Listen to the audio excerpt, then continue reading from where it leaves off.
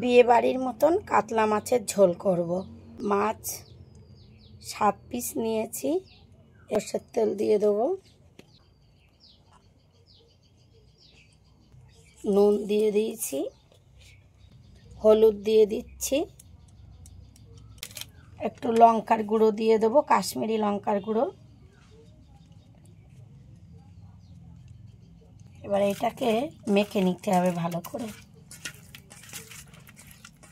এবার কড়াইতে তেল দিয়ে দেব,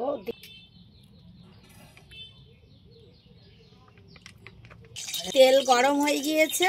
এবার মাছটা দিয়ে দেব।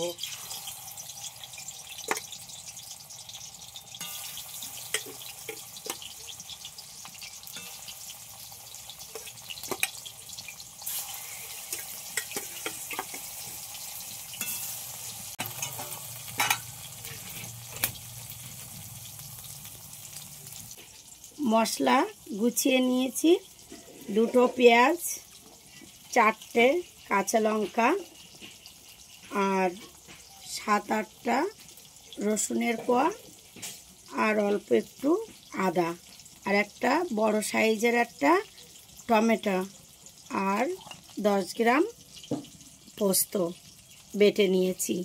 জিরে আর মরিচ শিলে বেটে, এগুলো মিক্সচারে দিয়ে বেটে নেব।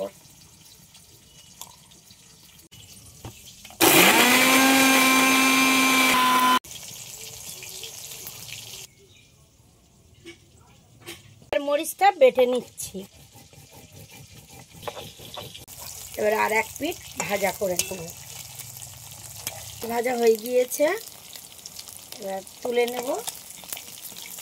আপনারা চাইলে আর একটু লাল লাল করে ভেজে নিতে পারেন।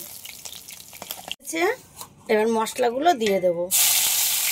এর মধ্যে দিয়েছি লঙ্কা, রসুন, আদা আর পেঁয়াজ তাই দিয়েছে। এগুলো একটু নেড়ে চেড়ে একটু লাল লাল হবে, তারপরে টমেটো দিয়ে দেবো। মশলাগুলো তেল ছেড়ে দিয়েছে, এবার টমেটোটা দিয়ে দেবো। আবার একটু নাড়াচাড়া করব। এটা একটু নুন দিয়ে দেবো, তাহলে টমেটোটা সিদ্ধ হয়ে যাবে।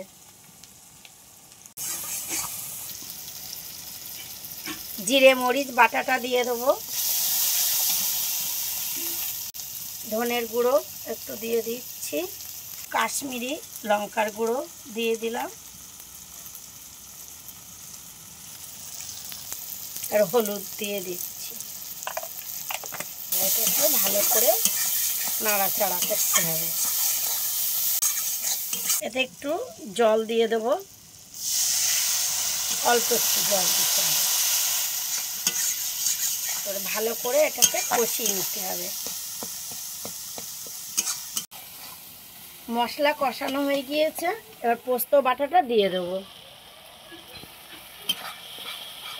স্বাদ মতো একটু চিনি দিয়ে দেবো। মশলা কষানো হয়ে গিয়েছে, এবার জল দিয়ে দেবো।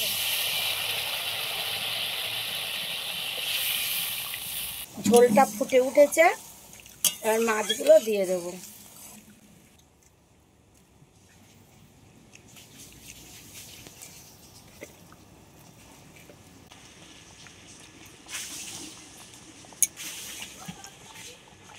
ঝোলটা ঘন হয়ে এসেছে, এবার ঝোলটা নামিয়ে নেব। মাছটা তুলে নেব আগে।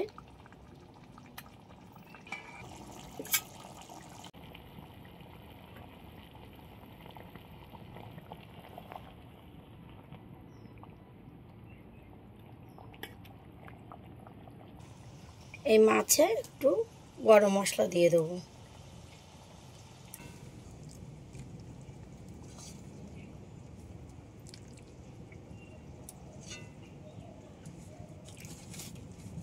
দেখো কত সুন্দর হয়েছে, দেখতে কত সুন্দর হয়েছে, খেতেও সুন্দর হবে।